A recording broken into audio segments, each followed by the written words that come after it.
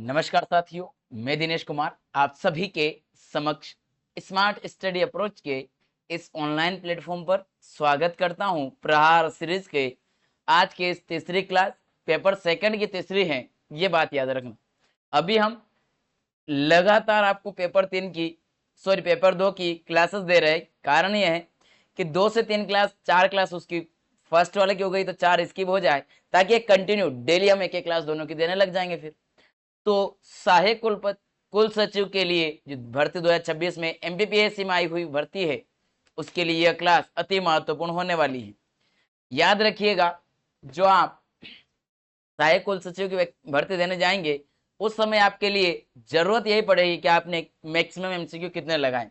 ये क्लास जो करके जाएगा उनको आज नहीं बल्कि जब पेपर में बैठे होंगे तब समझ में आएगा इस क्लास का महत्व।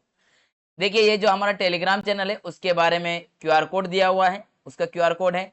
दूसरा, यदि किसी प्रकार का नोट्स वगैरह की आपको क्यूरी हो तो आप 9479571757 पर हमसे संपर्क कर सकते हैं और हमारे नोट्स आप प्राप्त कर सकते हैं। चलिए भाई, पहले प्रश्न की तरफ चलते हैं बिना समय जाए की रहे। और पहला प्रश्न आपके सामने आ गया है। पहले प्रश्न का सभी जवाब देते हुए चलेंगे। मजेदार प्रश्न है। मजेदार प्रश्न में पहला 57वां क्यों? क्योंकि इससे पिछले हमने जो क्लासेस की थी उसमें हमने 35 प्रश्न करना स्टार्ट किए थे, लेकिन उसमें हम लगभग 65 प्रश्न तक आए थे, 65 के आसपास। और हुआ ऐसा था कि जो सिस्टम है वो हैंग मारने लग गया था, तो सही से क्वेश्चन हुए नहीं थे, तो उन प्रश्नों को भी ऐड करेंगे।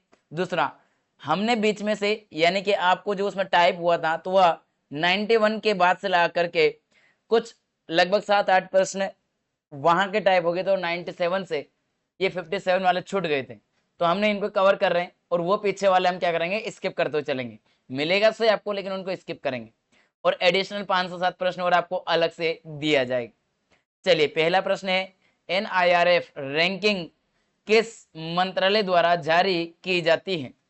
नीति आयोग, विज्ञान और प्रौद्योगिकी मंत्रालय, शिक्षा मंत्रालय या गृह मंत्रालय? तो एक ही होगा आपका कौन, जो है शिक्षा मंत्रालय।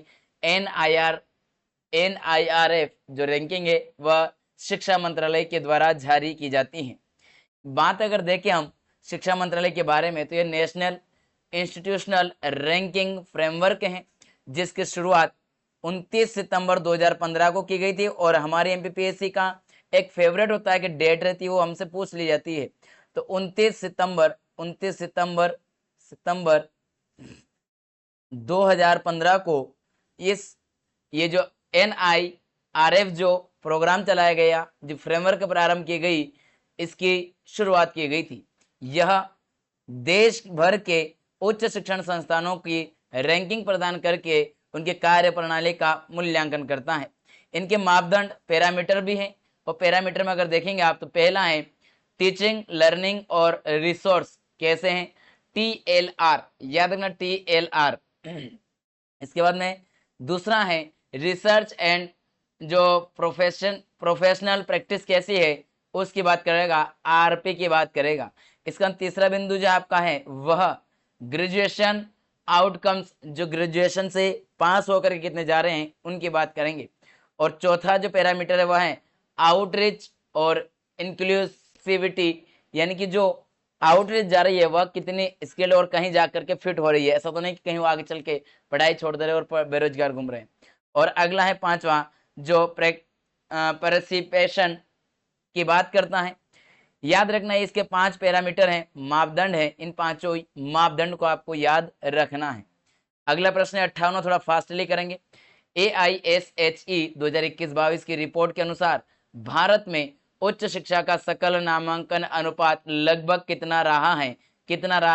GER 2021-22 की जो AI ऑल इंडिया सर्वे जो हमारा हेल्थ एजुकेशन वाला है, higher education all India survey higher education 2021-22 की रिपोर्ट के अनुसार उच्च शिक्षा में सकल नामांकन अनुपात कितना है? 25.6, 27.3, 28.4 और 30.1। तो यहाँ पर 28.4 जो है या all India survey on higher education के द्वारा जारी की गई रिपोर्ट 2021-22 के अनुसार क्या है, 2022-23 में 18 वर्ष से लगा करके 23 वर्ष के आयु के बीच का जो वर्ग का जितने भी युवा थे उन्हें उच्च शिक्षा में काउंट किया गया और ग्रॉस एनरोलमेंट रेशियो में निकाला गया। जब ये निकाला गया तो ये 28.4% हो गया है। याद रखना 2020-21 में 27.3% था, तो 1.1% की वृद्धि दर्ज की गई है। राष्ट्रीय शिक्षा नीति NEP 2020 का प्रमुख लक्ष्य 2035 तक हमें यह लक्ष्य कहाँ लेके जाना है, 50% पर लेकर के जाना है। ये बात भी याद रखना। अभी हम अगर बात करें 2020-21 में 27 था, 2021-22 में अगर बात करें तो 28.4 था और हमें 50% लेके जाना है कहाँ पर, 2035 तक। याद रखना आपसे अलग अलग साल का पूछा जाएगा तो करंट अपडेट का डेटा भी आपको याद होना चाहिए, वो भी लिख लीजिएगा, वो भी आपको मैं करवा दूंगा अलग एक क्लास लेकर के। आधार वर्ष क्या है 2035 के लिए 50% लाने का, तो आधार वर्ष जो है वह है 2018। क्या है, 2018 आधार वर्ष माना गया है। आगे की तरफ बढ़ते हैं। अगला प्रश्न आपके सामने है 59। मध्य प्रदेश में उच्च शिक्षा उत्कृष्टता संस्थान IEHE institute for excellence on higher education कहाँ स्थित है, तो ये उच्च शिक्षा उत्कृष्टता केंद्र संस्थान इंदौर, ग्वालियर, जबलपुर, भोपाल, तो ये मिलेगा आपको भोपाल में। हमारे मध्य प्रदेश की राजधानी भोपाल में ये संस्थान पाया जाता है। उच्च शिक्षा उत्कृष्टता संस्थान मध्य प्रदेश की राजधानी भोपाल में स्थित है। इसकी स्थापना 1995 में की गई मध्य प्रदेश सरकार द्वारा। और क्यों की गई, तो इसका उद्देश्य था कि मध्य प्रदेश में उच्च शिक्षा में गुणवत्ता और अनुसंधान को बढ़ावा देने के उद्देश्य से एक स्वायत्त संस्थान ऑटोनोमस मतलब कि खुद उसको फ्रीडम हो ताकि वो काम कर सके, एक ऐसे संस्थान की स्थापना की गई है। आगे की तरफ बढ़ते हैं और अगला प्रश्न आपके समक्ष है जो कि 60। किस संस्थान को डीम्ड टू बी यूनिवर्सिटी घोषित करने की अंतिम अधिसूचना कौन जारी करता है, किसी भी संस्थान को? UGC, शिक्षा मंत्रालय, भारत के राष्ट्रपति, संबंधित राज्य सरकार। तो कौन करेगा, UGC करेगा क्या? तो UGC क्या करेगा, ध्यान रखना, UGC के करेगा तो शिक्षा मंत्रालय, लेकिन UGC के जो अधिनियम है, UGC का अधिनियम, UGC अधिनियम 1956 जो है उसकी धारा के माध्यम से उसकी धारा का प्रयोग करेगा। धारा का प्रयोग करके शिक्षा मंत्रालय को वो रिकमेंड करेगा। कौन, UGC बोलेगा कि इस संस्था को डीम्ड यूनिवर्सिटी बनाया जाए। जैसे वो रिकमेंड करेगा उसके बाद शिक्षा मंत्रालय उसे डीम्ड यूनिवर्सिटी की घोषणा कर देगा। केंद्र सरकार शिक्षा मंत्रालय के माध्यम से इसकी घोषणा करती है, जहां पर UGC अधिनियम 1956 की धारा 3 के तहत किसी भी उच्च शिक्षण संस्थान को डीम्ड टू बी यूनिवर्सिटी का दर्जा दिया जा सकता है। यद्यपि इसके लिए मूल्यांकन और आधिकारिक सिफारिश विश्वविद्यालय अनुदान आयोग यानी कि UGC करता है, परंतु अंतिम राजपत्र की जो अधिसूचना जारी की जाती है, नोटिफिकेशन, वह नोटिफिकेशन जो जारी करेगा वह केंद्र सरकार करेगी और केंद्र सरकार के भी अंदर शिक्षा मंत्रालय करेगा, उसकी जिम्मेदारी होगी। याद रखना UGC शिक्षा मंत्रालय के अधीन रह के काम करता है, तो जो भी UGC का काम रहेगा वह सभी कहीं ना कहीं शिक्षा मंत्रालय के नाम पर ही होगा। एक बात और याद रखना, अगर शिक्षा मंत्रालय विकल्प में नहीं हो तो फिर UGC लगा दीजिएगा, लेकिन अगर UGC और शिक्षा मंत्रालय दोनों है तो आप कहाँ जाएंगे, शिक्षा मंत्रालय की तरफ जाएंगे। संस्थान का आवेदन UGC द्वारा मूल्यांकन और सिफारिश की जाएगी और उसके बाद जो शिक्षा मंत्रालय के द्वारा क्या किया जाएगा, इसे अंतिम रूप से राजपत्र अधिसूचना जारी करके इसे मान्यता दे दी जाएगी। अगला प्रश्न आपके समक्ष है 61। अखिल भारतीय तकनीकी शिक्षा परिषद की स्थापना मूल रूप से किस वर्ष एक सलाहकार निकाय के रूप में हुई थी?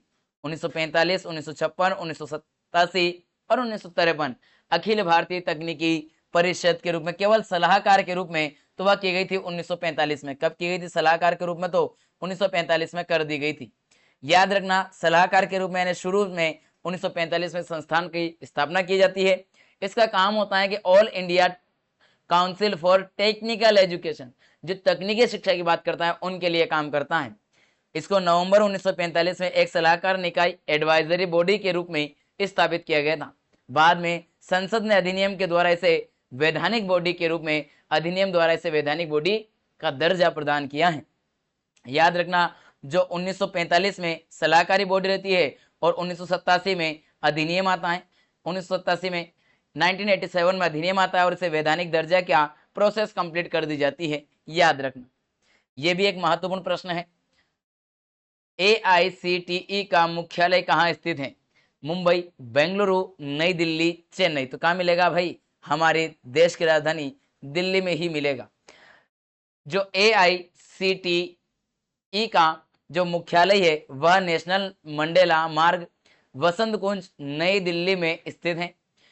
प्रशासनिक और क्षेत्रीय कार्यालयों के सुचारू संचालन के लिए परिषद ने देश भर में कई क्षेत्रीय कार्यालय भी स्थापित किए हुए हैं। इसके क्षेत्रीय कार्यालय अगर देखें आप तो कानपुर में है, चंडीगढ़ में है, मुंबई में है, भोपाल में है, कोलकाता में है, बेंगलोर में है, हैदराबाद में है और चेन्नई में है। ये सभी क्या है? क्षेत्रीय अलग अलग क्षेत्रों के कार्यालय है जो उस क्षेत्र में काम करते हैं। अगला प्रश्न आपके समक्ष है 63वां। क्या कह रहा है?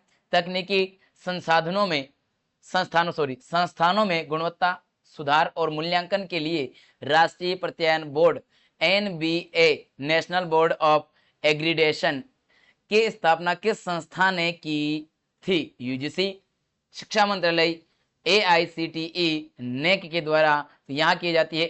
AICTE के द्वारा जो राष्ट्रीय प्रत्यायन बोर्ड की स्थापना की गई थी। यह NBA की स्थापना 1994 में अखिल भारतीय तकनीकी शिक्षा परिषद के द्वारा इसकी स्थापना की जाती है। इसका मूल उद्देश्य था कि तकनीकी कार्यक्रमों की गुणवत्ता का मूल्यांकन किया जाए, क्योंकि इन्होंने अगर काम किया है तो उसका मूल्यांकन भी होना चाहिए। वर्ष 2010 में यह एक स्वतंत्र और स्वायत्त निकाय के रूप में बनकर के आगे बढ़ के आ जाता है। याद रखना इसमें थोड़ी और बात, और वो क्या है? विशेषता में स्थापना जो की जाती है 1994 में NBA की स्थापना AICTE के द्वारा की जाती है और NEC इसके साथ देखिए ये भी क्या करती है? NBA national board of accreditation, यानी उसका मूल्यांकन करेगी, तकनीकी शिक्षा की गुणवत्ता का मूल्यांकन करेगी। वैसे ही NEC है, national assessment and accreditation council, तो ये भी क्या करती है? इसकी भी स्थापना UGC के द्वारा 1994 में ही की जाती है। एक तरफ UGC 1994 में NEC की स्थापना करता है, वहीं दूसरी तरफ जो आपका अखिल भारतीय तकनीकी शिक्षा परिषद है वह भी एक NBA नामक एक संस्था का गठन 1994 में करता है। दोनों का काम जो है वो क्या है? मूल्यांकन का स्तर है। ये जो NBA है ये मूल्यांकन कहाँ पर करेगी? तो ये प्रोग्राम आधारित जो स्पेशल कोर्स चलता है, स्पेसिफाई क्लियर किया गया विशेष कोर्स चल रहे हैं, उन्हीं का मूल्यांकन करेगी, उन्हीं संस्थानों का। लेकिन UGC जो है संस्थान आधारित पूरे इंस्टीट्यूट का मूल्यांकन करती है। मुख्य फोकस की अगर बात करें क्षेत्र की तो तकनीकी और पेशेवर शिक्षा की बात करता है कौन? NBA। भाई टेक्नोलॉजी का ज्ञान दिलवाने की बात करेगा और साथ में जो टेक्नोलॉजी का ज्ञान मिला तो वह उससे पैसे कमा चुके, वो व्यवसायिक काम कर सके, ऐसा युद्ध का निर्माण करना था, उसका मूल्यांकन करता है। जबकि जो NEC है वह सामान्य उच्च शिक्षा यानी कि विश्वविद्यालय और कॉलेजों का मूल्यांकन करता है। अगला प्रश्न आपके समक्ष है, लगाइए इसको। 64 वाला प्रश्न क्या कह रहा है? NEET NEET जैसी राष्ट्रीय स्तर की मेडिकल प्रवेश परीक्षाओं का नीतिगत और अकादमिक ढांचा कौन सा निकाय निर्धारित करता है? NTA राष्ट्रीय परीक्षा एजेंसी, नेशनल टेस्ट एजेंसी कहते हैं इसको, और स्वास्थ्य मंत्रालय, राष्ट्रीय चिकित्सा आयोग, NMC और एम्स। तो मेडिकल के क्षेत्र में है तो वो कौन करेगा? इसका जो मूल्यांकन करेगा वह राष्ट्रीय चिकित्सा आयोग, जिसे हम क्या कहते हैं? सामान्यतः NMC कहते हैं। तो आपका विकल्प नंबर C क्या होगा? यहाँ पर करेक्ट हो जाएगा। देखिए थोड़ा सा यहाँ देखना आप, वर्ष 2020 में स्थापित इसको किया जाता है। किसको? 2020 से पहले एक संस्थान चलता था जिसे MCI कहा जाता था, भारतीय आयुर्विज्ञान परिषद, वही इसको देखता था। लेकिन इससे अलग एक संस्थान बनाते हैं 2020 में और इसे कहते हैं NMC, नेशनल, जो पूरे राष्ट्र की बात करता है। तो राष्ट्रीय चिकित्सा आयोग का गठन कर दिया जाता है।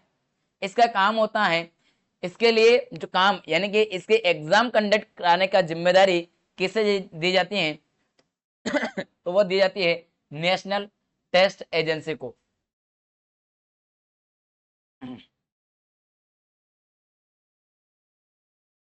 नेशनल टेस्टिंग एजेंसी जो है यानी कि एनटीए केवल परीक्षा का आयोजन करवाती है।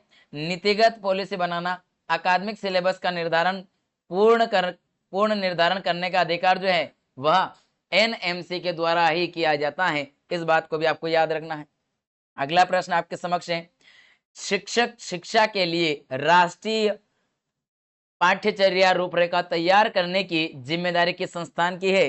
तो एनसीईआरटी तो किताबें तय करेगी। एनसीटीई तो एनसीटीई जो है वह टीचर्स के लिए पाठ्यक्रम ट्रेनिंग, जो टीचर जो बनते हैं, शिक्षक जो बनते हैं, उनको ट्रेनिंग देने के लिए, उनके शिक्षा के लिए जो सिलेबस वगैरह तैयार करेगा वह एनसीटीई तैयार करता है। याद रखना ये बात भी, इसको भूलिएगा मत। एनसीईआरटी स्कूली शिक्षा एजुकेशन और एनसीएफ नेशनल करिकुलम फ्रेमवर्क को तैयार करता है, जबकि एनसीटी क्या करता है? शिक्षक प्रशिक्षण यानी कि टीचर्स को एजुकेशन देना, जैसे बीएड, डीएलएड, ये जो कोर्स होता है इनका निर्धारण कौन करता है? तो इनका एनसीटी करता है। स्थापना की अगर बात करें तो एनसीटी की स्थापना वर्ष 1994 में की जाती है। 1993 में इसकी स्थापना की जाती है। और इसके लिए जो अधिनियम आता है वह कब आता है? अधिनियम 1995 में इसके लिए एक अधिनियम पारित किया जाता है, जो कि राष्ट्रीय अध्यापक शिक्षा परिषद के रूप में स्थापित कर देते हैं। इसका नाम है एनसीटीई का राष्ट्रीय अध्यापक शिक्षा परिषद, national council of teacher education इसका फुल फॉर्म है, याद रखना है ना। आगे की तरफ बढ़ते हैं और अगला प्रश्न आपके सामने है 66वां 66। मेडिकल कॉलेजों की मान्यता रद्द करने या नई सीटें बढ़ाने की मंजूरी देने का अधिकार किसके पास है? तो इसका अधिकार किसके पास है मेरे भाई? संबंधित राज्य सरकार को। चिकित्सा आकलन एवं जो रेटिंग बोर्ड यानी कि MARB, बिल्कुल बात सही है। चिकित्सा के लिए NMC जो है इसी के अंतर्गत संस्था काम करेगा, यानी कि विकल्प नंबर बी अपने आप में सही हो जाएगा। याद रखना इसके 4 स्वायत्त बोर्ड है। NMC के 4 अलग बोर्ड बने हुए हैं, उनमें से एक है UGMMEB जो कि under graduate medical education board के रूप में काम करता है। यूजी का मतलब ये अंडर ग्रेजुएट, MEB यानी कि मेडिकल एजुकेशन बोर्ड MEB का, और पीजी यानी कि post graduate medical education board है।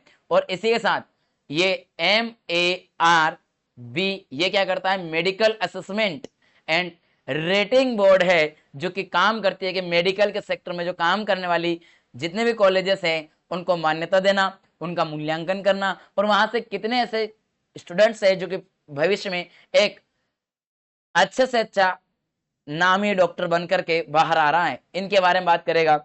और उनमें सीटें अगर कम है तो सीटों में वृद्धि करना, यह इसका काम होता है। किसका?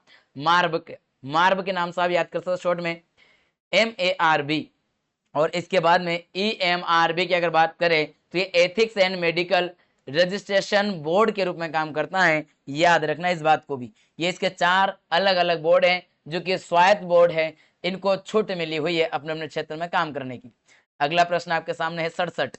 भारत में कानूनी पेशे के लिए वकीलों को अधिवक्ता रोल कौन जो है मेंटेन करता है?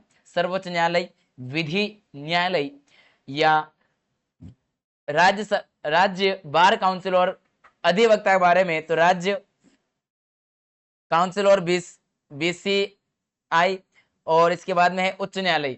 तो रोल ऑफ एडवोकेट की अधिवक्ता की बात करेंगे तो यहाँ पर विकल्प नंबर सी जो है वह एकदम करेक्ट सही हो जाएगा, करेक्ट सही हो जाएगा। देखिए यहाँ पर लॉ के बारे में बात करें ग्रेजुएट के लिए तो स्टेट बार काउंसिल होती है, एनरोलमेंट स्टेट रोल के रूप में इसका नाम रखा जाता है, क्योंकि धारा 17 के तहत इसका प्रयोग किया जाता है। याद रखना BCI यानी नेशनल रोल जो है उसकी धारा 24 के तहत वो भी उपयोग करती है। तथ्य देखिए जरा क्या है। अधिवक्ता अधिनियम 1961 की धारा एडवोकेट्स एक्ट 1961 के तहत दोनों संस्थाएं मिलकर यह रोल तैयार करते हैं और उसका मेंटेनेंस करके रखते हैं। याद रखिएगा यदि आपको किसी प्रकार की हेल्प चाहिए, विशेषकर स्टडी पर्पज के लिए, पढ़ाई के लिए नोट्स वगैरह चाहिए, तो आप हमारे दिए हुए कॉन्टेक्ट नंबर पर हमसे संपर्क कर सकते हैं, मैसेज करके व्हाट्सएप पे मैसेज कर सकते हैं। इसके बाद में 68वां प्रश्न है, bar council of India BCI में अध्यक्ष का चुनाव कैसे होता है? भारत के मुख्य न्यायाधीश द्वारा नियुक्ति की जाती है, राष्ट्रपति द्वारा मनोनयन, इसका मतलब बीसीआई के सदस्यों द्वारा अपने में से चुनाव करना। तो यहाँ पर इसके जो बार काउंसिल क्या होता है, तो वह बीसीआई के द्वारा अपने में से किसी सदस्यों का चुनाव करता है, चुनाव के माध्यम से उसका चयन किया जाता है। याद रखना, ये जो काम किया जाता है, बीसीआई एक वैधानिक निकाय है जो वैधानिक निकाय के रूप में काम करता है। यहाँ पर अध्यक्ष जो है सरकार के द्वारा नियुक्त नहीं होगा, बल्कि उन्हीं सदस्यों में से जो बार काउंसिल के मेंबर है, उन्हीं में से किसी एक दो लोगों के अंदर वोटिंग के लिए उनसे फॉर्म डलवाया जाएगा और वोटिंग करवाया जाएगा, और जो चुनाव जीतेगा वही अध्यक्ष बनेगा। यानी कि लोकतांत्रिक प्रक्रिया का यहाँ पर चयन किया जाता है, जहां सदस्य अपने बीच में से किसी बीच में से ही अध्यक्ष का और उपाध्यक्ष का क्या करेगा, चुनाव करेगा, सिलेक्शन करेगा। ये बहुत सारे सदस्य हैं, इन सदस्यों ने मिलकर के एक अध्यक्ष का चुनाव किया है। वैसे ही चलिए आगे बढ़ते हैं। 69 pharmacy council of India PCI का पुनर्गठन सामान्यतः कितने वर्षों में किया जाता है? तो 3 वर्ष, 4 वर्ष, 5 वर्ष, 6 वर्ष। तो यहाँ जो किया जाता है वह 5 वर्षों में किया जाता है। कितने वर्षों में? 5 वर्षों में। PCI pharmacy council of India का गठन जो है 5 वर्षों में किया जाता है। कानूनी आधार पर फार्मेसी अधिनियम 1948 के तहत पीसीआई का गठन केंद्र सरकार द्वारा किया जाता है। तो अधिनियम कब का है? 1948, 1948 का अधिनियम है, एक्ट है भाई, ये एक्ट है। इसके तहत केंद्र सरकार क्या करती है? केंद्र सरकार इसका गठन करती है। केंद्र सरकार का अधिकार है, केंद्र सरकार के आधिपत्य में आती है भाई ये बात। तो वह क्या करती है? इसका गठन करती है, और गठन करके किसका? प्रत्येक 5 वर्ष में। कितने वर्षों में? 5 वर्षों में। 5 वर्ष में एक बार गठन करेगी, ठीक है। और इसे पुनर्गठित किया जा सकता है, फिर से इसका गठन किया जाता है, याद रखना। तो 5 वर्ष का है, रिसाइकलिंग में चलती रहती है। आगे की तरफ बढ़ते हैं और अगला प्रश्न आपके समक्ष है। इंडियन नर्सिंग काउंसिल के अध्यक्ष की नियुक्ति किसके द्वारा की जाती है? इंडियन नर्सिंग काउंसिल INC के अध्यक्ष की नियुक्ति किसके द्वारा की जाती है? स्वास्थ्य एवं परिवार कल्याण मंत्रालय, केंद्र सरकार, मेडिकल काउंसिल ऑफ इंडिया, सभी राज्यों के स्वास्थ्य मंत्रियों की समिति, राष्ट्रपति। इंडियन नर्सिंग काउंसिल के अध्यक्ष की जो इंडिया की बात हो रही है, याद रखना यहाँ पर विकल्प नंबर ए स्वास्थ्य एवं परिवार कल्याण मंत्रालय के द्वारा रिकमेंड की जाती है। उसमें केंद्र सरकार का नाम आता है। केंद्र सरकार सामान्यतः इसको क्या करती है? नियुक्त करती है। राजपत्र केंद्र सरकार नाम से प्रकाशित होगा। स्वास्थ्य एवं परिवार कल्याण मंत्रालय के द्वारा निकाय है इंडियन नर्सिंग काउंसिल। अधिनियम है इसका कौन सा? एक्ट है 1947, 1947 का एक्ट है, उसके माध्यम से इसका गठन किया था। इसके अध्यक्ष की नियुक्ति भी इसी के माध्यम से की जाती है। नियुक्ति का काम है ministry of health and family welfare, और इसी साथ में गवर्नमेंट ऑफ इंडिया का रहेगा। सत्यमेव जयते यहाँ लिखा है। NIC भारत में नर्सेज, मिडवाइज और हेल्थ जो विजिटर्स हैं उनके प्रशिक्षण के लिए, यानी कि उनको ट्रेनिंग देने के लिए, उनके ट्रेनिंग के मानक का समान रूप से सभी जगह एक समान मानक स्टैंडर्ड तैयार करने के लिए यूनिफॉर्म स्टैंडर्ड्स सुनिश्चित करता है, ताकि पूरे भारत में सभी के लिए मेडिकल लाइन के लिए एक जैसी गाइडलाइन रहे, सभी को एक जैसा प्रशिक्षण ट्रेनिंग मिल सके। चलिए आगे की तरफ देखें। 71वां प्रश्न मजेदार है भाई, और यहीं से हमारी प्रश्न की शुरुआत होना चाहिए थी आज की, लेकिन पीछे से हमने जो कुछ प्रश्न छूट गए थे उनको किया है। आगे हम कुछ ऐसे प्रश्न करेंगे 7-8 प्रश्न जिसमें हमें टाइम बहुत कम लगेगा, क्योंकि वो हम पहले ही कर चुके हैं। सिविल सेवा आचरण नियम CCS कंडक्ट रूल किस वर्ष बनाए गए थे? 1950, 1964, 1972 या 2005? तो सिविल सेवा के बारे में बात की जाए तो याद रखना 1964 में इसे निकाला गया। वैसे 1964 बी पे आंसर लगाइए पहले तो। भारत में सिविल सेवकों के लिए केंद्रीय सिविल सेवा आचरण नियमावली करके एक नियम बनाया गया वर्ष 1964 में, और इसे लागू किया गया था। इन नियमों को के संथानम समिति, किसकी सिफारिश पर? के संथानम समिति की भ्रष्टाचार निरोधक सिफारिशों के आधार पर इसको तैयार किया गया था। यह भी बात याद रखना। इसका उद्देश्य है सरकारी कर्मचारियों के लिए आचरण के लिए मानक तय करना, जिससे वे राजनीतिक तटस्थता बरत सके, सत्यनिष्ठता की बात करें और कर्तव्य का पालन करके वे अपने पद का कल्याणकारी रूप से लोगों की सेवा के लिए उपयोग करें, ना कि वे खुद का कोई स्वार्थ साधने के लिए। याद रखना 1955 में all India survey conduct rule पारित होता है 1955 में। ऑल इंडिया सर्विस जो है उनके लिए रूल आता है। इसका 1964 में जो है CCS कंडक्ट रूल जो है इसको लागू करने की बात आती है। और 2014 में जो मेजर अमेंडमेंट किया जाता है और इसमें कहा जाता है कि भैया एथिकली वैल्यू जैसे इंटीग्रिटी और इम्पार्टियली यानी कि आप किसी के साथ कोई भेदभाव नहीं करें, इनके बारे में 2014 में फिर से इसको रूल में बदला गया। तो याद रखना मेन जो काम आता है वह 1964 में यहाँ इस वाले में आता है कि आचरण नियम जो है सिविल सेवा आचरण नियम जो बनाए गए थे वह 1964 में, लेकिन रूल जो है 1955 में ही एक तरह से ऑल इंडिया के लिए सर्विसेज के लिए रूल पारित कर दिए थे। 72 अगला प्रश्न है 72 सत्यनिष्ठा इंटीग्रिटी का प्रशासनिक अर्थ क्या है? केवल सच बोलना बिना किसी बदलाव दबाव लालच के, ईमानदारी और नैतिक सिद्धांतों पर अडिग रह करके कार्य करना। विकल्प नंबर बी क्या है? एकदम करेक्ट सही हो जाएगा। सत्यनिष्ठता का अर्थ है कि केवल वित्तीय ईमानदारी तक सीमित नहीं है, बल्कि आप वैचारिक और नैतिक दृढ़ता के प्रतीक के साथ काम कर रहे हो। वैचारिक और नैतिक दृढ़ता के प्रतीक के साथ एक सत्यनिष्ठ अधिकारी किसी भी बाहरी दबाव यानी कि राजनीतिक और आर्थिक के आगे झुकता नहीं है और हमेशा जनहित में काम करना चाहेगा। नोलन समिति ने सार्वजनिक जीवन के 7 सिद्धांतों में से सत्यनिष्ठता को एक प्रमुख स्थान के रूप में प्रायोरिटी में रखा है। 7 सिद्धांतों में सार्वजनिक जीवन के लिए 7 सिद्धांत बताए किसने? नोलन समिति ने। उसमें से सत्यनिष्ठता पहला सबसे प्रमुख माना है उन्होंने। ठीक है, ये बात आपको याद होना चाहिए। आगे देखने से पहले यहाँ देखते हैं सत्यनिष्ठता के ऊपर, इंटीग्रिटी के ऊपर। तो यहाँ क्या है? आपकी ईमानदारी है, सच्चाई का पालन करना है, नैतिकता की दृढ़ता, मोरल वैल्यू का ध्यान रखना है, दबाव में आए बिना किसी के आगे झुकना नहीं, ईमानदार से काम करना, पारदर्शिता यानी कि खुलेपन से कार्य करने की आजादी, ट्रांसपेरेंसी का ध्यान रखना। इसके बाद अगला प्रश्न है पोष अधिनियम के तहत यदि कार्यस्थल पर कर्मचारियों की संख्या 10 से कम है तो शिकायत कहां की जाती है? देखिए 10 से अधिक है, अगर 10 या कम से कम 10 या उससे अधिक हो तो इसके लिए तो किसकी बात करता है ये? इसके लिए तो वहां पर ही अलग से जो उनका अंदर आंतरिक ही एक आयोग बनेगा आंतरिक, और वही क्या करेगा? इसका चेकअप करेगा जो कार्यस्थल पर इनके लिए सुरक्षा के लिए। ठीक है, लेकिन अगर 10 से कम वाला तो छोटा निकाय, और छोटा निकाय तो उसके लिए स्थानीय शिकायत समिति होगी, याद रखना। ये यहाँ पर पूरा लिखा हुआ डिटेल समझिए जरा।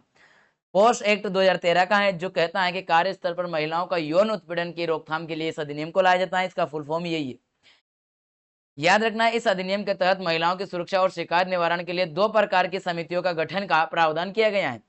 समिति का प्रकार देखिए और गठन की शर्त, कर्मचारी संख्या, और गठन की शर्त में कर्मचारियों की संख्या की बात है और स्तर कहां पर है। तो ICC यानी कि आंतरिक शिकायत समिति, तो ये क्या है? 10 या उससे अधिक कर्मचारियों का कोई संगठन है, कोई गठन है, कोई संस्था है। अगर वहां 10 कर्मचारी काम कर रहे हैं, मिनिमम 10 से अधिक काम कर रहे हैं, तो वहां पर एक ICC संस्था होगी जो कि कार्यालय स्तर पर काम करेगी और ये वहां चेक करेगी भाई किसी भी महिला साथ कोई भेदभाव ना हो, और इसका अध्यक्ष चुना जाएगा वह महिला, सबसे वरिष्ठ महिला को चुना जाएगा। LCC स्थानीय शिकायत समिति, जिसमें जो 10 से कम कर्मचारी होने पर या नियोक्ता के खिलाफ कोई शिकायत है तो उसके लिए जिला स्तरीय या जिला अधिकारी के द्वारा गठित समिति में आप शिकायत कर सकते हैं। अगला प्रश्न आप सभी के समक्ष आ रहा है। CPGRAMS पोर्टल भारत सरकार के किस कार्य से संबंधित है? छात्रवृत्ति, लोक शिकायत निवारण, या पासपोर्ट सेवा, या GST रिटर्न। तो याद रखना CP जो है यह आपको कहीं ना कहीं कहाँ मिलेगा? यह लोक शिकायत के बारे में, विकल्प बी में सही है, लोक शिकायत। इसका पूर्ण रूप देखिए, पूरा फुल फॉर्म देखिए। सबसे पहले तो ये पूछा जाता है आपसे, तो सेंट्रलाइज्ड पब्लिक जो ग्रीवेंस जो रिड्रेस एंड मॉनिटरिंग सिस्टम है, यानी कि केंद्रीकृत लोक शिकायत निवारण और निगरानी प्रणाली जो है, इसका पूर्ण रूप है। याद रखना फुल फॉर्म इसका, इस पोर्टल का। ये एक ऑनलाइन वेब आधारित प्रोग्राम है, ऑनलाइन वेब आधारित प्रणाली है जिसे प्रशासनिक सुधार और लोक शिकायत विभाग के द्वारा DARPG के द्वारा विकसित किया गया है। याद रखना, भारत के नागरिक किसी भी सरकारी मंत्रालय, विभाग या संगठन के खिलाफ अपनी शिकायत सीधे ऑनलाइन दर्ज कर सकते हैं और उसकी स्थिति यानी कि स्टेटस को ट्रैक भी कर सकते हैं। याद रखना, नागरिक के द्वारा शिकायत दर्ज की जाएगी किस पोर्टल पर, तो CPGRAMS संबंधित नोडल अधिकारी को प्रेषण किया जाएगा। इसके बाद में समयबद्ध समाधान, टाइम बाउंड होगा, उसके अंदर इसका समाधान मिलेगा और नागरिक को जो भी जिसने शिकायत की है उसे रिटर्न फीडबैक दिया जाएगा, उसका शिकायत का निवारण हुआ है नहीं हुआ, इसकी जानकारी उसको दी जाएगी। 75वां प्रश्न, रैंकिंग का दोषी पाए जाने पर छात्र को कौन सी सजा दी जा सकती है? कक्षा से निलंबन, छात्रवृत्ति रोकना, संस्थान से निष्कासन और FIR। बिल्कुल विकल्प नंबर सी एकदम करेक्ट है। याद रखना, संस्थान से निकालने की बात की जाएगी, स्थायी रूप से उसको निकाला जाएगा और पुलिस FIR होगी वह अलग।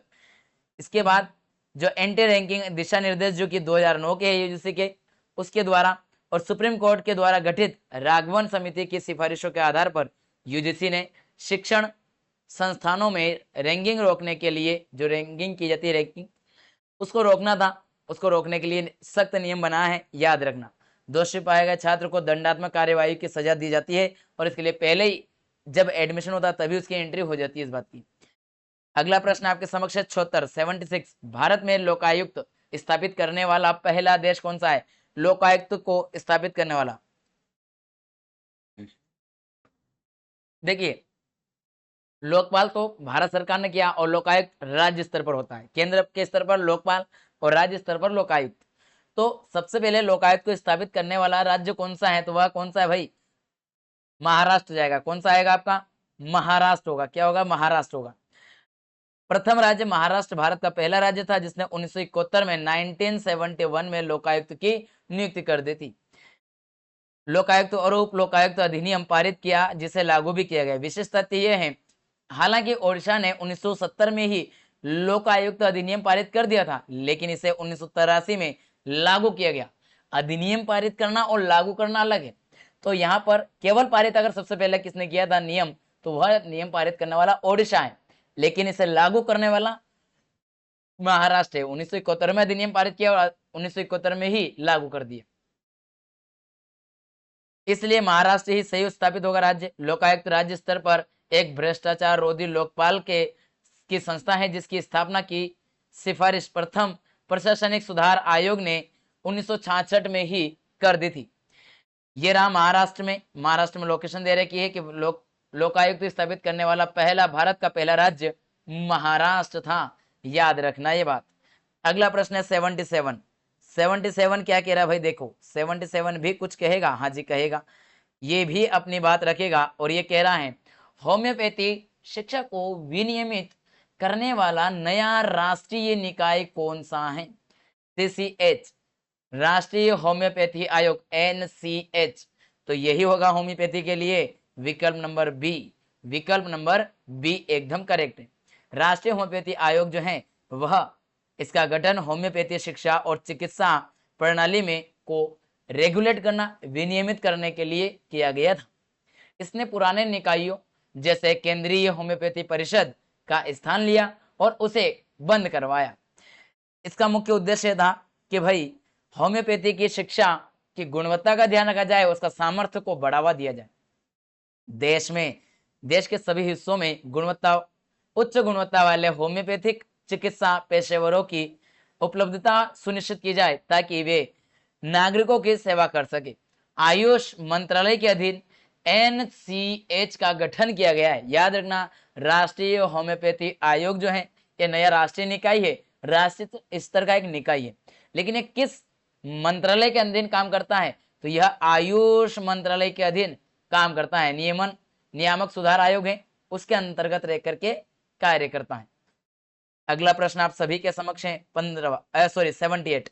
मध्य प्रदेश एकमात्र आयुर्विज्ञान विश्वविद्यालय कहाँ स्थापित है? तो यह एकमात्र है आयुर्विज्ञान विश्वविद्यालय जबलपुर में स्थित है मेरे भाई। जबलपुर में है मध्य प्रदेश का। मध्य प्रदेश में मेडिकल साइंस यूनिवर्सिटीज के नाम से भी इसे जाना जाता है, जो कि जबलपुर में स्थित है।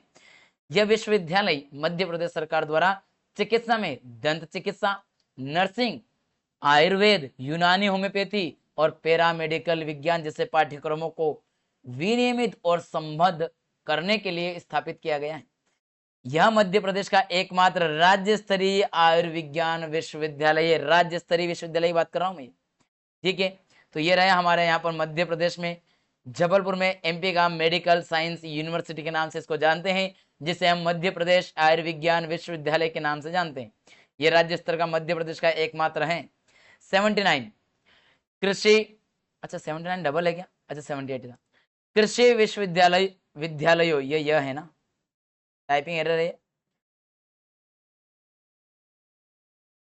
विश्वविद्यालयों के अकादमिक मानकों का निर्धारण और वित्तीय सहायता कौन प्रदान करता है? यूजीसी, एआईसीटीई, आईसीएआर या नाबार्ड? तो भाई कौन करेगा? कृषि विश्वविद्यालय के लिए भी आईसीएआर करेगा। कौन करेगा? आईसीएआर। इसके लिए पैसे का फंडिंग की व्यवस्था करेगा। भारतीय कृषि अनुसंधान परिषद, Indian council of agriculture research, नाम ही क्या है? Agriculture research. जब अलग से विभाग बना हुआ है तो ये अलग से काम करेगा इनके लिए। तो देश में कृषि की शिक्षा को बढ़ावा देने के लिए और उसमें अनुसंधान करने के लिए फंडिंग करेगा। राज्य कृषि विश्वविद्यालयों के लिए भी अकादमिक मानकों का निर्धारण करता है और उन्हें वित्तीय और ढांचागत सहायता प्रदान करता है। हालांकि उच्च शिक्षा के लिए यूजीसी सर्वोच्च संस्था है, लेकिन कृषि और संबद्ध विज्ञान के लिए आईसीएआर ही मानक तय करता है। याद रखना, आईसीएआर सर्वोच्च निकाय जो कि अकादमिक और वित्तीय सहायता दोनों प्रदान करता है। किसमें? राज्य कृषि विश्वविद्यालय को और अन्य कृषि संस्थान है उनके लिए। यूनिवर्सिटीज के लिए नहीं, केवल कृषि से जुड़ी हुई यूनिवर्सिटी है उनके लिए। 80 कृषि विज्ञान केंद्रों का संचालन और समन्वय मुख्य रूप से किस संस्था द्वारा किया जाता है? ग्रामीण विकास मंत्रालय, आईसीएआर, नीति आयोग और विश्व बैंक। अभी बताया आईसीएआर जो है वही क्या करेगा? इसका निर्धारण करेगा। आईसीएआर ही इसका निर्धारण करेगा भाई, आईसीएआर। कृषि विज्ञान केंद्र KVKS भारत में कृषि विस्तार केंद्र है। इनका मुख्य रूप से संचालन और वित्त पोषण भारतीय कृषि अनुसंधान परिषद के द्वारा किया जाता है। इसका सबसे मुख्य फोकस जो है वो क्या है? लेब टू लैंड, यानी कि इसका ऐसा कार्यक्रम चलेगा जो कि लेब में जो काम किया जा रहा है वो खेत तक जाएगा, किसानों तक जाएगा। इसका केंद्र स्थानीय किसानों को नई कृषि तकनीकों के साथ, बीजों के साथ और उपकरणों के बारे में व्यवहारिक प्रशिक्षण ट्रेनिंग देता है। याद रखना, लेब से लगा करके खेत तक की बात करता है। कहां तक की बात करता है? खेत तक की बात करता है। इसके बारे में और भी लिखा हुआ है। यह 100% किसके द्वारा वित्त पोषित की जाती है? तो यह केंद्र सरकार की एक संस्था है आईसीएआर, इसके द्वारा 100% इसका वित्त पोषण किया जाता है। इसमें आईसी अनुसंधान के लिए लेब आईसीएआर के द्वारा किया जाता है और इसका हस्तांतरण जो रहता है टेक्नोलॉजी का, वह ज्ञान हस्तांतरण होता है KVKS के माध्यम से। और जो यहाँ ट्रेनिंग प्रोवाइड कर रहे हैं वे सभी कहाँ जाएंगे? किसानों के साथ जुड़ेंगे और खेतों में प्रैक्टिकल करके बताएंगे किस तरीके से इसका प्रयोगशाला से खेत तक पहुंचने की जो आज आधुनिक टेक्नोलॉजी आ रही है, कहीं ना कहीं वह इसी की देन है, आईसीएआर की ही। आप चाहते हैं किसी प्रकार के कोई नोट्स वगैरह अगर आपको चाहिए तो आप हमारे दिए हुए ये जो मोबाइल नंबर है और हमारा टेलीग्राम चैनल जहां आपको पीडीएफ मिलेगा इस क्लास का, वो पीडीएफ आपको कहाँ मिलेगा भाई? इस टेलीग्राम चैनल पर मिलेगा। टेलीग्राम ग्रुप है, इस पर डाल दिया जाता है जहां से आप प्राप्त कर सकते हैं। नहीं मिले तो आप इस नंबर मैसेज करके भी इस ग्रुप की इस लिंक प्राप्त कर सकते हैं। अगला प्रश्न है 81, रूसा राष्ट्रीय उच्चतर शिक्षा अभियान योजना किस वर्ष प्रारंभ की गई? 2009, 2013, 2015 और 2020। तो बताइए, राष्ट्रीय उच्चतर शिक्षा अभियान यहां अगर देखा जाए तो यह 2013 में इसे प्रारंभ किया जाता है और इसके बारे में हमने रूसा के बारे में पहले पढ़ा। अब रूसा से उषा बनता है और उषा जो बनेगा वह कब बनेगा? 2023 बनेगा। याद रखना, 2020 में ही रूसा का सेकंड पॉइंट भी आता है, सॉरी 2018 में, 2020 में नहीं, 2018 में इसका सेकंड संस्करण भी आता है। जो राष्ट्रीय उच्चतर शिक्षा अभियान है रूसा, वह मानव संसाधन विकास मंत्रालय जो कि अब शिक्षा मंत्रालय है, के द्वारा 2013 में शुरू की गई थी। एक केंद्र प्रायोजित योजना थी, केंद्र के द्वारा इसका फंडिंग किया जाता था। इसका मुख्य उद्देश्य था कि राज्य के उच्च शिक्षण संस्थानों को रणनीतिक रूप से वित्त पोषण प्रदान किया जाए और उसके कारण जो पोषण के जो पैसे मिले, फंडिंग मिले, उससे वो क्या करे, अपने उच्च शिक्षा की गुणवत्ता में यानी क्वालिटी में सुधार कर सके और अपने कॉलेज, अपने इंस्टीट्यूट में सकल नामांकन अनुपात, जो एनरोल होने वाले, नामांकन कराने वाले बच्चे, उनके रेशो को बढ़ाया जा सके, उनमें सुधार की जा सके। बात अगर यहाँ हम देखें तो रूसा 0.1 प्रारंभ होता है 2013 में और रूसा का 2.0 आता है 2018 में और इसी का नाम बदल करके पीएम उषा के रूप में अपग्रेड कर दिया जाता है 2023 में। ऐसा नहीं लगता आपको कि मोदी गवर्नमेंट धीरे धीरे इसका नाम कहीं ना कहीं पुरानी जो चला आ रहा था उनके नाम बदल करके काम करती चली जा रही है ना, उन्हीं में से है कहीं ना कहीं। चलिए आगे की तरफ देखते हैं। अगला जो आपके सामने है 82 क्या कर रहा है, 2 मिनट रुकिएगा। पीएम उषा योजना के तहत बुनियादी ढांचे के विकास के लिए दिए जाने वाले अनुदान में केंद्र और राज्य सामान्य राज्यों के लिए की हिस्सेदारी का अनुपात क्या है? 50:50, 60:40, 75:25, 90:10। तो सामान्य राज्यों की बात हो रही है तो सामान्य राज्यों में 60-40 का रेशो रहता है, 60-40 का रेशो यहां रहेगा और 90 और 10 का जो रेशो है वह जो विशेष श्रेणी वाले राज्य है उनके लिए, विशेष श्रेणी वाले जो कि सीमावर्ती होते हैं मेनली। और केंद्र शासित प्रदेश के लिए, यूटी के लिए, तो यूटी के लिए 100% केंद्र सरकार पैसा फंडिंग देगी। देखिए पीएम उषा में प्रधानमंत्री उच्चतर शिक्षा अभियान नई शिक्षा नीति NEP 2020 के अनुरूप रूसा का नया प्रारूप है। यह केंद्र प्रायोजित योजना है। इसके लिए वित्त पोषण की जिम्मेदारी केंद्र सरकार और राज्य सरकार दोनों की साझा है, क्योंकि शिक्षा संवर्धित शिक्षा का संवर्धित सूची का विषय है, इसलिए दोनों ही अपने स्तर पर काम करेंगे। राज्यों के लिए 60% और केंद्र इसमें सामान्य राज्यों के लिए 60% केंद्र सरकार देगी और जिस राज्य को मिल रहा है उसके में 40% उस राज्य का होगा। पूर्वोत्तर और हिमालयी राज्यों के लिए 90, पूर्वोत्तर और हिमालयी राज्य विशेष श्रेणी वाले हैं उनको 90% केंद्र सरकार देगी और 10% उनको राज्य सरकार को देना होगा। जो केंद्र शासित प्रदेश हैं जहां विधायिका नहीं है, बिना विधायिका वाले, उनको 100% केंद्र प्रायोजित होगा। सामान्य राज्य की अगर बात करते हैं पर 60-40 का रेशो होगा। विशेष राज्य की बात करें तो यहाँ पर 90-10 का रेशो होगा और केंद्र शासित की अगर बात करें तो 100% यहाँ पर उन्हीं का होगा। ठीक है, आगे की तरफ बढ़ते हैं अगला प्रश्न की तरफ। ये जो डेटा है केंद्र सरकार के द्वारा दिया हुआ है।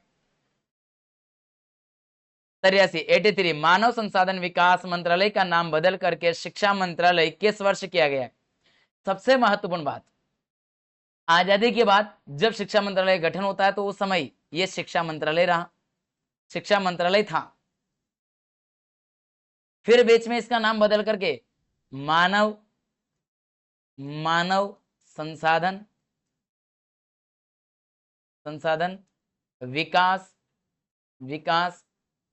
मंत्रालय किया गया। क्या किया गया? इतना बड़ा नाम किया गया, MHRD किया गया। फिर इसका नाम फिर से बदला और फिर आया शिक्षा मंत्रालय। तो बताइए कब किया गया? तो यह वर्ष 2014 में इसका नाम, देखिए यहाँ 2020 है, 2020 है, सही है, 2020 बिल्कुल सही है। देखिएगा थोड़ा सा 2014 में मोदी जी की सरकार आती है, धीरे धीरे सब काम चल रहा था और 2020 आते आते सरकार दूसरी बार आती है तो कि अब क्या आमूलचूल परिवर्तन करें, तो आमूलचूल परिवर्तन करने के लिए इसको सबसे पहले 2020 में नाम बदलते हैं शिक्षा मंत्रालय का। शिक्षा के क्षेत्र में काम करेंगे इसलिए नाम बदलते हैं। बात हम सबसे पहले बात कर लें इधर की, ये जो बने हुए डायग्राम 3 डब्बे। वर्ष 1947 में भारत आजाद होता है और आजादी से लगा करके 1985 तक शिक्षा के क्षेत्र में काम करने वाले मंत्रालय के नाम शिक्षा मंत्रालय था। 1985 से लगा करके 2020 तक इसका नाम मानव संसाधन विकास मंत्रालय MHRD ही रहता है। इसके बाद फिर आता है आगे 2020 न्यू एजुकेशन पॉलिसी जैसे आती है इसका नाम भी बदलते हैं और कहते हैं कि अब मानव संसाधन विकास मंत्रालय नहीं बल्कि शिक्षा मंत्रालय के नाम से इसको जानेंगे। पुनः जहां 1947 में हमने नाम लिया था उसी नाम की तरफ हम पुनः लौटे हैं। हालांकि शिक्षा मंत्रालय बहुत अच्छा है, ऐसा होना चाहिए सीधा सीधा, वर्ष 2020 में राष्ट्रीय शिक्षा नीति NEP 2020 की सिफारिशों के आधार पर मानव संसाधन विकास मंत्रालय का नाम बदल करके पुनः शिक्षा मंत्रालय कर दिया गया। शिक्षा और अधिगम पर स्पष्ट ध्यान केंद्रित करना इसका मुख्य उद्देश्य है। वर्तमान में शिक्षा मंत्री कौन है? तो धर्मेंद्र प्रधान है। याद रखना, धर्म की प्रधानता है। अगला प्रश्न आपके समक्ष है 84। 84 क्या कह रहा है भाई? 84 कह रहा है उच्च शिक्षण संस्थानों में महिलाओं को विज्ञान और तकनीकी शोध में प्रोत्साहित करने के लिए किरण योजना के इस विभाग द्वारा शुरू की गई है। किरण योजना। ऐसे ऐसे प्रश्न जो कि एमपीपीएससी पूछेगी, ये छुपे रस्तम निकलेंगे, उन सभी को मैं करवा रहा हूं। मोटिव इतना है कि आपको डेली क्लास अटेंड करना है। शिक्षा मंत्रालय, महिला एवं बाल विकास मंत्रालय, विज्ञान और प्रौद्योगिकी, किरण है स्टेम। स्टेम में क्या होता है? साइंस, टेक्नोलॉजी और के क्षेत्र में स्ट्रीम स्ट्रीम होता है, और मैथ्स के जो तकनीकी ने इनके अंदर जो काम करने, इनके जो पढ़ने वाले बच्चे हैं उनके लिए बात होगी। और यहाँ बात किसके लिए? विज्ञान और टेक्नोलॉजी की, यानी कि विज्ञान और प्रौद्योगिकी विभाग के द्वारा ही ये योजना चलाई जा रही होगी, है ना, स्टेम विद्यार्थियों के लिए। याद रखना, बिल्कुल उन्हीं के द्वारा चलाई जा रही है। किरण का पूर्ण रूप है नॉलेज इनोवेट जो इनोवेशन के रूप में, इनोवेलमेंट इन रिसर्च एडवांसमेंट थ्रू, जो बच्चे के अंदर, जो स्टूडेंट स्कूल में पढ़ रहा है, जैसे 10th पास किया, 10th पास करने के बाद में 11th में उसने स्ट्रीम जो अपना लेता है वह स्टेम में से लेता है, यानी कि बायोलॉजी ले रहा हो या आईटी ले रहा हो, साइंस में से साइंस का कोई भी एक पार्ट ले रहा हो, तो उसके लिए एक ऐसा माहौल बनाना ताकि ये बच्चे इस संस्थान में आगे चल करके अभी से माइंड सेट करना कि आगे फ्यूचर में अनस्किल्ड नहीं स्किल्ड रहे, और ये स्किल्ड रहेगा तो भारत आगे बढ़ पाएगा। विज्ञान, प्रौद्योगिकी, इंजीनियरिंग और गणित के क्षेत्र में महिलाओं की भागीदारी बढ़ाने के लिए कैरियर बैंक, जो करियर बैंक है, उसके बाद शोध में वापसी सुनिश्चित करना। ब्रेक, करियर ब्रेक, बैंक नहीं सॉरी ब्रेक, यानी कि आपको अपने करियर के लिए यहीं से ब्रेक करके इस क्षेत्र में जाना है, तैयारी करना है, ताकि ये जो योजना है इसके माध्यम से थोड़ी बहुत उनको सहायता मिलेगी तो बच्चा वहां जाकर पढ़ाई कर पाएगा। तो ये महिलाओं को बढ़ावा देने के लिए जो लड़कियां हैं वह इस सेक्टर में आए, इसलिए इस स्कीम को चलाई गई है। 85 जैव प्रौद्योगिकी विभाग डीबीटी द्वारा भारत सरकार के किस मंत्रालय के अधीन कार्य करता है? तो स्वास्थ्य मंत्रालय में, रसायन और उर्वरक मंत्रालय, पृथ्वी विज्ञान मंत्रालय, विज्ञान और प्रौद्योगिकी मंत्रालय। बताइए कहाँ काम करेगा ये? विज्ञान और प्रौद्योगिकी मंत्रालय के अंदर के साथ रहकर के काम करेगा। विज्ञान और प्रौद्योगिकी मंत्रालय के साथ में 3 संस्थाएं काम करती हैं। एक तो डीएसटी, विज्ञान और प्रौद्योगिकी विभाग, डीएसटी। इसके अलावा डीएसआईआर, विज्ञान और प्रौद्योगिकी अनुसंधान विभाग, और एक और है डीबीटी, जैव प्रौद्योगिकी विभाग। ये तीनों को तीनों ही कहाँ काम करेंगे? विज्ञान और प्रौद्योगिकी मंत्रालय के अधीन रह करके काम करेंगे। डीबीटी का फुल फॉर्म है डिपार्टमेंट ऑफ बायोटेक्नोलॉजी, जो कि जैव प्रौद्योगिकी से जुड़ा हुआ है। ये उसके विकास की बात करेगा, अनुसंधान की बात करेगा, विकास के ढांचे को बढ़ावा देने के लिए जिम्मेदारी किस विभाग की होगी? तो डीबीटी विभाग की होगी। अगला प्रश्न है पीएम उषा प्रधानमंत्री उच्चतर शिक्षा अभियान का मुख्य फोकस किन उच्च शैक्षणिक संस्थानों को वित्तीय सहायता प्रदान करना है? केवल केंद्रीय विश्वविद्यालयों को, केवल आईआईटीज और आईएम्स, राज्य के विश्वविद्यालयों, कॉलेजों को, निजी स्कूलों को? तो बताइए पीएम उषा, तो ये जो अभियान है ये क्या होगा? राज्य के विश्वविद्यालयों और कॉलेजेस जो हैं उनको क्या करेगा? सहायता प्रदान करेगा। पीएम उषा जो है यह पूर्व में चल रही रूसा का ही प्रोजेक्ट था, का उन्नयन रूप, नया रूप धारण किया। राज्य स्तर के उच्च शिक्षण संस्थानों की गुणवत्ता, समानता और पहुंच को सुधारने के लिए ये चलाया गया। केवल केंद्र के लिए नहीं है, राज्य के लिए, याद रखना, और उसके कॉलेजेस के लिए। अगला प्रश्न आपके सामने 87 विदेशी प्रतिष्ठित शिक्षाविदों को भारतीय उच्च शिक्षण संस्थानों में आकर पढ़ाने के लिए आमंत्रित करने की शिक्षा मंत्रालय की योजना का क्या नाम है? कोई यूरोपीय, रूसियन, रशियन, अमेरिकन, ऐसा कोई पेशियन, ऐसा कोई व्यक्ति पेशेवर जो कि पढ़ाई से यानी शिक्षा से जुड़ा हुआ है, पढ़ाता है, अच्छा ज्ञानी है, और वह हमारे यहाँ पर उच्च शिक्षण संस्थानों में पढ़ा सकता है, तो उसको लाने के लिए, उसको यहाँ प्रेरित करना कि भारत में आके पढ़ाएं, उसके लिए कौन सा प्रोजेक्ट चला रखा है। ये ज्ञान ऐसे लिखा था वैसे तो, पर ज्ञान यहाँ पर टाइप हो रहा है, टाइपिंग एरर है। तो ज्ञान जो प्रोजेक्ट है वही है भाई, ज्ञान लेके आइए, ज्ञान लेकर के आइए, ये उसी का प्रोजेक्ट है। ज्ञान जो प्रोजेक्ट है या अंतरराष्ट्रीय स्तर के उत्कृष्ट वैज्ञानिकों, शिक्षाविदों और उद्यमियों के टैलेंट पूल का लाभ उठाना और उन्हें भारतीय उच्च शिक्षण संस्थानों के साथ जोड़ना। ये देखिए विश्व के पूरा विश्व है और यहाँ से भारत में आकर के ज्ञान का वैश्विक नेटवर्क डेवलप करने का प्रयास करवाया जा रहा है। अगला प्रश्न है 88वां, विश्वविद्यालयों में उन्नत अनुसंधान सुविधाओं के विकास के लिए जो पूर्व से यानी कि promotion of university research and scientific excellence योजना कौन चलाता है? यूजीसी, डीएसटी, सीएसआईआर और इसी के साथ में आपका एआईसीटीई। तो ये साइंस से जुड़ा हुआ है, तो ये कौन चलाएगा? डीएसटी विभाग चलाएगा। कौन चलाएगा? डीएसटी। साइंस का काम ही उसी का है। अभी देखा था हमने, यह योजना विशेष रूप से विश्वविद्यालयों के में अनुसंधान यानी कि रिसर्च को बढ़ावा देने के लिए बुनियादी ढांचे को मजबूत करने के लिए वित्तीय सहायता प्रदान करता है और यह प्रदर्शन आधारित अनुदान है। जैसा आप काम करोगे वैसा आपको अनुदान मिलेगा, याद रखना। उसके ऊपर है मैनेज एंड जैसा आप मैनेजमेंट करोगे वैसे आपको फंड मिलेगा। ये विभाग है, किस ये काम करता है, कौन है? डीएसटी। 89, भारत सरकार के शिक्षा मंत्रालय के अंतर्गत उच्च शिक्षा विभाग के प्रमुख प्रशासनिक अधिकारी कौन होते हैं? कैबिनेट मंत्री, यूजीसी के चेयरमैन, सचिव, प्रधान वैज्ञानिक सलाहकार। भारत सरकार के शिक्षा मंत्रालय के अंतर्गत उच्च शिक्षा विभाग के सबसे प्रशासनिक प्रमुख, तो वह कैबिनेट के जो सचिव है, सचिव जो रहेगा वह इसका सबसे प्रमुख होगा, याद रखना। प्रशासनिक ढांचे की अगर बात करें तो कैबिनेट के मंत्री राजनीतिक प्रमुख होते हैं, जबकि सचिव विभाग के सर्वोच्च कार्यकारी और प्रशासनिक अधिकारी होता है। एग्जीक्यूटिव हेड के रूप में सचिव रहेगा। और राजनीतिक रूप से अगर देखा जाए तो कैबिनेट के मंत्री यानी कि जो उच्च शिक्षा मंत्री जिसे हम कहते हैं वो होगा, जो कि राजनीतिक रूप से रहता है। सरकारी नीतियों को लागू करने की जिम्मेदारी इसी की होती है। देखिए सचिव जो है स्कूल शिक्षा और साक्षरता विभाग और सचिव उच्च शिक्षा विभाग, याद रखना यहाँ दो हैं।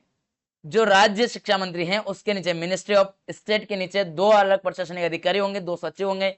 एक तो राज्य स्तर का ये सॉरी अपना जो नीचे मतलब कि स्कूल यानी कि फर्स्ट क्लास से लगा करके जो 12th तक स्कूलिंग काउंट होता है, तो यहां तक क्या होगा आपका स्कूल शिक्षा विभाग के अंतर्गत का सचिव होगा हेड। और बात करें उच्च शिक्षा तो आपका 12th के बाद की जो हायर एजुकेशन है उसके लिए उच्च शिक्षा विभाग का सचिव रहेगा, वो प्रमुख होता है प्रशासनिक रूप से। उसके ऊपर कौन होगा? उसका सीनियर राज्य मंत्री जो है मिनिस्टर ऑफ स्टेट, और उससे भी ऊपर होता है सबसे प्रमुख राजनीतिक प्रमुख, वो होता है शिक्षा मंत्री। अगला प्रश्न है 90, शोध में नैतिकता एथिक्स इन रिसर्च और साहित्य चोरी को रोकने के लिए यूजीसी द्वारा विश्वविद्यालयों को कौन सा सॉफ्टवेयर अनिवार्य रूप से उपलब्ध कराया गया है? टर्निटिन, शोध गंगा, विद्वान, ई शोध सिंधु। तो यहाँ पर जो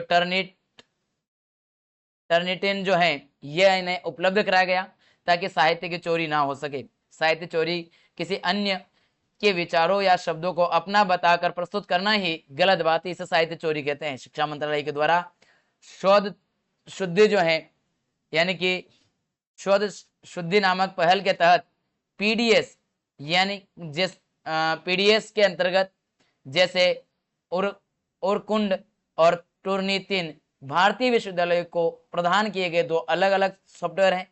ये दोनों सॉफ्टवेयर क्या करते हैं? जितने भी रिसर्चर्स हैं इन सॉफ्टवेयर के अंदर जितने रिसर्च किए गए हैं उन लोगों की थीसिस उनके नाम से प्रकाशित पहले से वहां कर रखी है, वहां अपलोड कर रखी है ताकि उनका चुराया नहीं जा सके।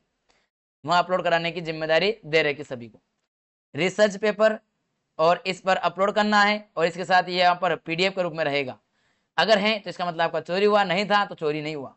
शोध में नैतिकता को सुनिश्चित करने के लिए इस प्रोग्राम को चलाया गया है रिसर्च में। यूनेस्को की स्थापना किस वर्ष की गई थी? ये हम पहले जान चुके हैं। यूनेस्को की स्थापना 1945 में की जाती है। कब किए थे? 1945 में, जैसे ही सेकंड वर्ल्ड वॉर होता है उसके बाद। 16 नवंबर 1945 को लंदन में हुई थी। इसका मुख्यालय पेरिस फ्रांस में है।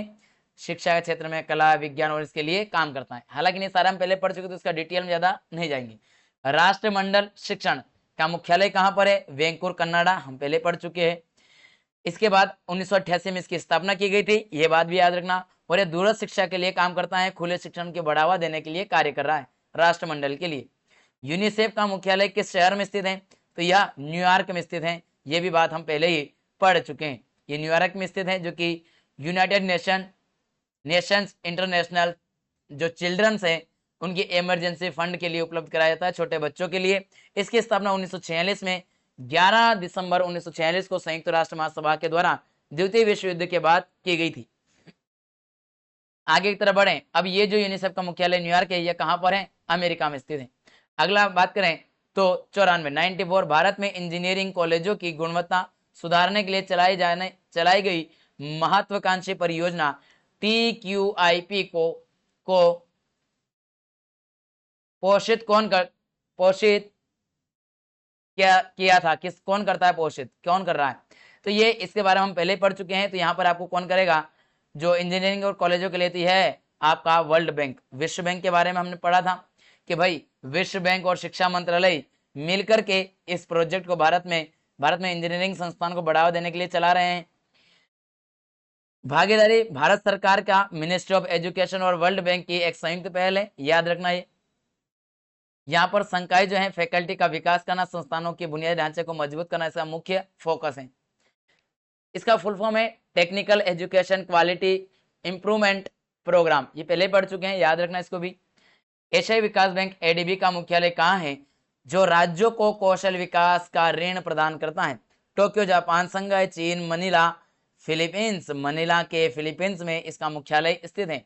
ये हमने नहीं पढ़ा था तो ये देख लेते हैं। मनीला फिलीपींस में ADB का मुख्यालय है, जो कि एशियाई विकास बैंक यानी कि एशिया के देशों का विकास करता है। याद रखना इसका मुख्यालय मांडलुयोंग शहर मेट्रो मनीला नामक फिलीपींस में स्थित है। फिलीपींस में भी कहां पर? मांडलुयोंग शहर में। 19 दिसंबर 1966 को क्षेत्रीय विकास बैंक के रूप में इसकी स्थापना की जाती है। 19 दिसंबर 1966 में इसका कार्य एशिया और प्रशांत के क्षेत्र में सामाजिक और आर्थिक विकास को बढ़ावा देने के लिए ऋण, तकनीकी सहायता और अनुदान प्रदान करना। मध्य प्रदेश जैसे राज्यों में भी ADB के द्वारा कई कौशल विकास और इंफ्रास्ट्रक्चर परियोजनाओं को फंडित किया जा रहा है। याद कीजिए हमने एक प्रश्न पढ़ा था, भोपाल में एक ऐसे ही संस्था का स्थापना की जा रही है जहां ADB के द्वारा फंडिंग की जा रही है।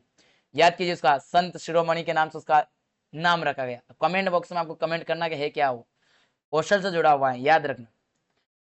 ये आपको यहाँ मिलेगा। ये रहा आपका जो फिलीपींस है, यहीं पर इसका मुख्यालय है। आगे चलते द्वीपीय राष्ट्र है। 96 सतत विकास लक्ष्य SDG गोल की रूपरेखा को संयुक्त राष्ट्र महासभा द्वारा किस वर्ष पारित किया गया? अपनाया गया। तो 2015 में अपनाया गया। 2030 तक इसको अचीव करना है, प्राप्त करना, ये अपनाया था। याद रखना 2015 में इस एजेंडे को अपनाया और 2030 तक इसको प्राप्त करने का टारगेट रखा गया है। इसके अंतर्गत कुल 17 वैश्विक लक्ष्य रखे गए। कितने? 17 वैश्विक लक्ष्य रखे गए हैं। इन 17 के अंदर और विशिष्ट उपलक्ष्य हैं वह है 169 टोटल इसमें रखे गए हैं। इसका सबसे प्रमुख जो है वह है गरीबी को समाप्त करना, ग्रह की रक्षा करना, यह सुनिश्चित करना कि 2030 तक सभी लोग शांति और समृद्धि का आनंद ले सके। इसने पूर्व में सहस्त्राब्दी लक्ष्य यानी कि MDG मिलेनियम जो लक्ष्य थे वर्ष 2000 में हमने अपनाए थे, और 2000 में मिलेनियम MDG को अपनाया, MDG इसको अपनाया था, और 2015 तक इन्हें प्राप्त करने का हमारा टारगेट था। 15 में इनको प्राप्त नहीं किया, इनमें और जोड़ करके हमने 2030 के लिए टारगेट कर लिया, अगले 15 वर्षों के लिए। ठीक है, आपसे पूछा था चौथे नंबर पर कौन है, तो ये है क्वालिटी एजुकेशन की बात करता है।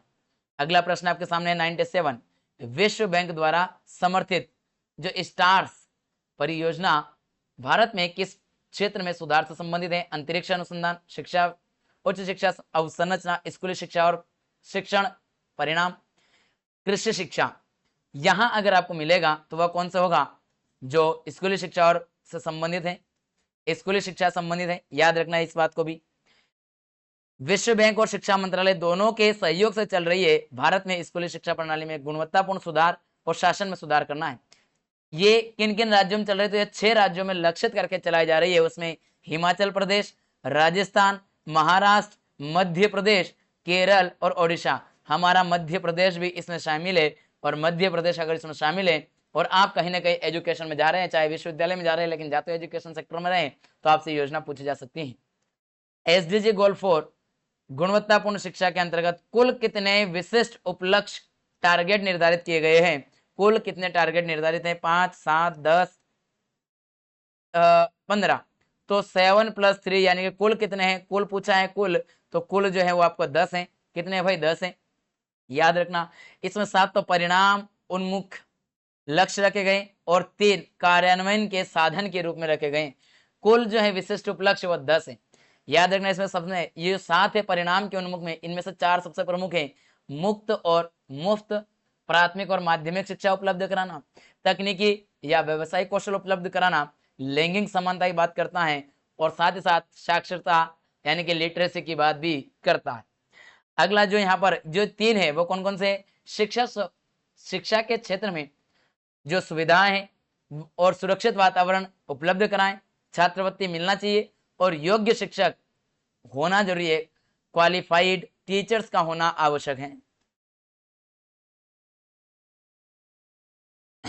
आगे देखिए नीचे एक लाइन है, संयुक्त राष्ट्र के द्वारा सतत विकास लक्ष्य एसडीजी गोल 4 गुणवत्तापूर्ण शिक्षा सुनिश्चित करने के लिए केंद्रित किया गया है।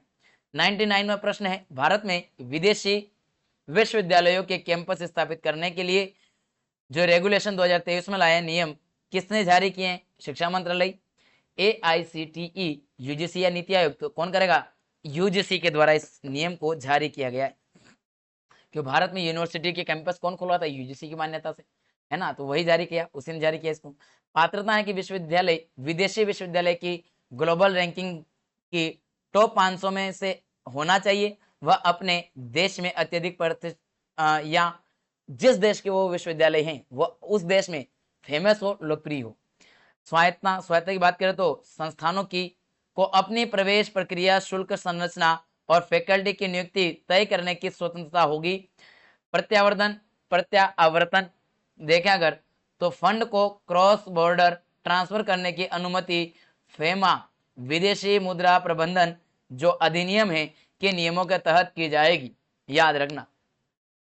अगला प्रश्न है 100वें नंबर का, शतक लगा दीजिए। यूनेस्को का institute for life long learning उच्च शिक्षा के किस स्वरूप की को सबसे अधिक बढ़ावा देता है? केवल नियमित कक्षा शिक्षा, प्रौढ़ शिक्षा और सतत प्रौढ़, भैया लाइफ लॉन्ग की बात हो रही है, लाइफ लॉन्ग प्रौढ़ बुजुर्गों के लिए शिक्षा की बात करता है यूनेस्को का ये वाला। अब ये तो हमने यूनेस्को के बारे में थोड़ा जान लेते हैं।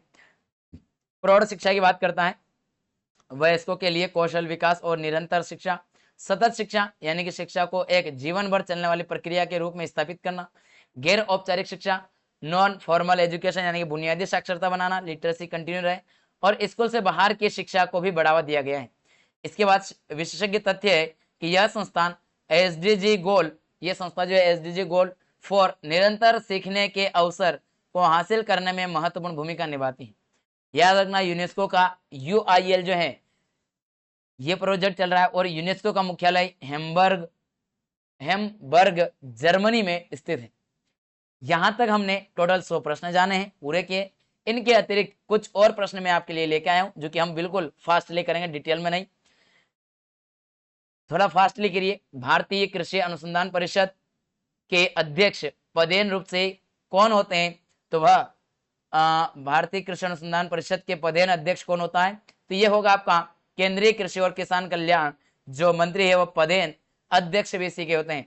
अच्छा, केंद्रीय कृषि और किसान कल्याण मंत्री वर्तमान में कौन है? तो वर्तमान में हमारे मध्य प्रदेश के पूर्व सीएम साहब, पूर्व सीएम कौन थे? पहले सीएम जो मामा के नाम से हम जानते थे, शिवराज सिंह चौहान। तो अभी कौन है? शिवराज सिंह चौहान। शिवराज सिंह चौहान जो है वह इस विभाग का केंद्रीय कृषि और किसान कल्याण मंत्री हैं और यही भारतीय कृषि अनुसंधान परिषद के पदेन अध्यक्ष हैं, याद रखना। बात करें इस संस्था की, तो थोड़ा सा देखिए जरा। संस्था का ढांचा भारतीय कृषि अनुसंधान परिषद भारत सरकार के कृषि एवं किसान कल्याण मंत्रालय के तहत एक स्वायत्त संस्थान है। केंद्रीय कृषि एवं किसान कल्याण मंत्री ICAR की सोसाइटी के पदेन अध्यक्ष होते हैं। इसकी स्थापना 16 जुलाई 1929 को रॉयल कमीशन की रिपोर्ट के आधार पर किया गया। कृषि, बागवानी, मत्स्य पालन और पशु विज्ञान में अनुसंधान और शिक्षा को का सर्वोच्च निकाय पाया जाता है। यहाँ देखेंगे भारत सरकार, उसके अंदर आएगा कृषि एवं किसान कल्याण मंत्रालय और उसी के अंदर आएगा आपका ICAR, और इसके पदेन जो अध्यक्ष है वह केंद्रीय कृषि मंत्री होते हैं। अगला प्रश्न है आपका, भारत में पशु चिकित्सक के रूप में प्रैक्टिस करने के लिए किसके साथ पंजीकरण करना अनिवार्य है?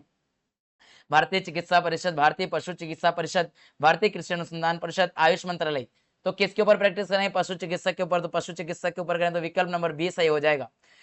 पर भारतीय पशु चिकित्सा परिषद, भारतीय पशु चिकित्सा परिषद अधिनियम 1984 के तहत स्थापित एक वैधानिक निकाय है।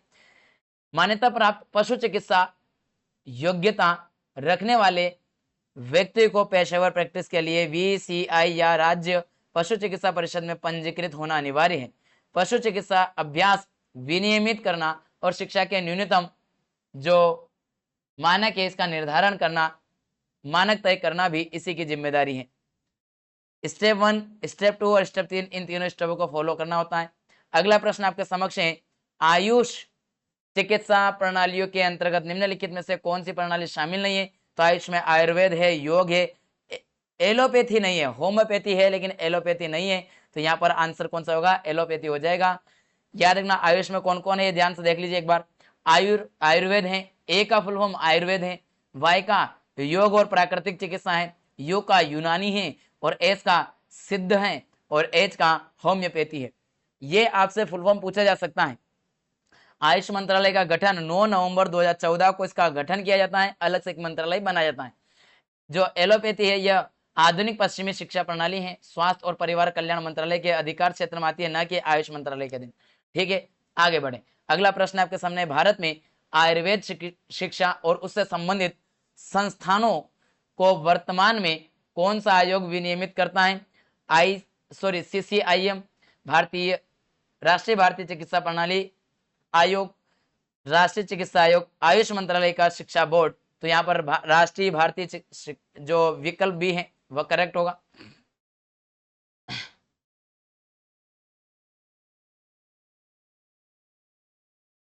राष्ट्रीय भारतीय चिकित्सा प्रणाली आयोग नया निकाय है, नियामक है, ये क्या करता है? NCISM अधिनियम 2020 के तहत पुरानी, यानी कि पहले से ले रहे उसकी बात हो रही, पुरानी संस्था CCIM भारतीय चिकित्सा कृषि परिषद को मान्यता को समाप्त कर NCISM की स्थापना की गई 2020 में, याद रखना।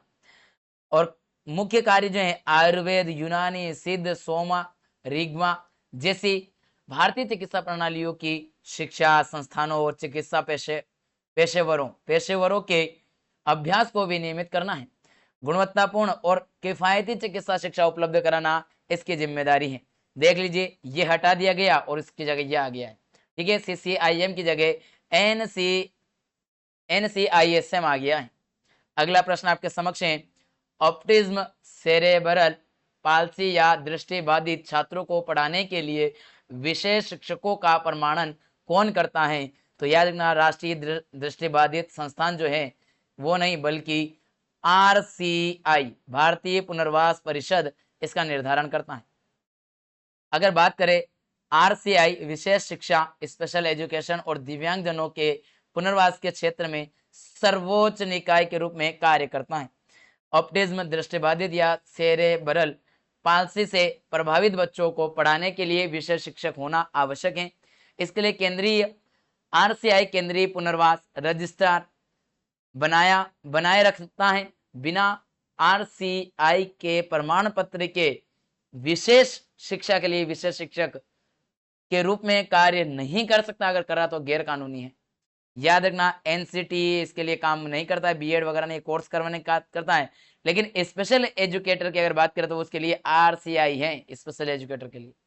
अगला प्रश्न आपके लिए है, भारतीय पुनर्वास परिषद RCI किस केंद्रीय मंत्रालय के प्रशासनिक निकायों में कार्य करती है? शिक्षा मंत्रालय, स्वास्थ्य मंत्रालय, सामाजिक न्याय और अधिकारिता मंत्रालय, महिला एवं बाल विकास।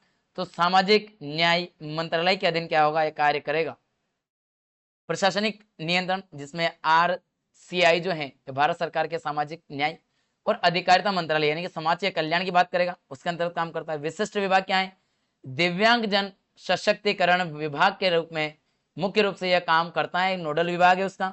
इसका काम है शिक्षा से संबंधित होने के बावजूद RCI का प्राथमिक उद्देश्य हाशिए पर मौजूद वर्गों विशेषकर दिव्यांगजनों का सशक्तिकरण करना, इसलिए शिक्षा मंत्रालय के बजाय इस मंत्रालय के अधीन आता है। याद रखना, यह भारत सरकार का सामाजिक न्याय और अधिकारिता मंत्रालय, उसी के अंतर्गत दिव्यांगजन सशक्तिकरण विभाग आता है। और यह विभाग किसके अंतर्गत आता है? तो यह भारतीय पुनर्वास परिषद 1992 के अंतर्गत आता है, इसलिए यह इसमें काउंट होगा। ये रही हमारी आज की संपूर्ण क्लास, जिसमें हमने लगभग 35 नहीं लगभग 50 प्रश्नों को हमने जाना। आज 50 MCQ को इस पूरी क्लास में जाना। इसका PDF आपको अभी टेलीग्राम चैनल मिल जाएगा क्लास के साथ ही। किसी प्रकार की सहायता प्राप्त करने के लिए, विशेषकर स्टडी पर्पस के लिए, तो आप दिए हुए नंबर पर हमसे संपर्क कर सकते हैं। याद रखना, चैनल पहली बार है तो चैनल को सब्सक्राइब करें, बेल आइकन को ऑन करें। थोड़ा स्पीड से कराने का प्रयास किया क्योंकि प्रश्न ज्यादा थे, इसलिए कम समय में कराने का प्रयास किया है। क्षमा चाहता हूं कि थोड़ा कहीं त्रुटि हुई हो पढ़ने में, मात्रा त्रुटि है तो उसमें सुधार कीजिएगा। चलिए मिलेंगे अगले सेशन में, तब तक के लिए आपसे विदाई लेते हैं। चैनल पहली बार है तो चैनल को सब्सक्राइब कर ले, बेल आइकन को ऑन कर ले, अपने साथियों के साथ लिंक शेयर अवश्य करें। लाइक जरूर करना, लाइक करने से हमारा मोटिवेशन बढ़ता है, आपके लिए और मेहनत करके और कंटेंट लेके आएंगे। चलिए तब तक के लिए विदाई लेते हैं। जय हिंद, जय भारत।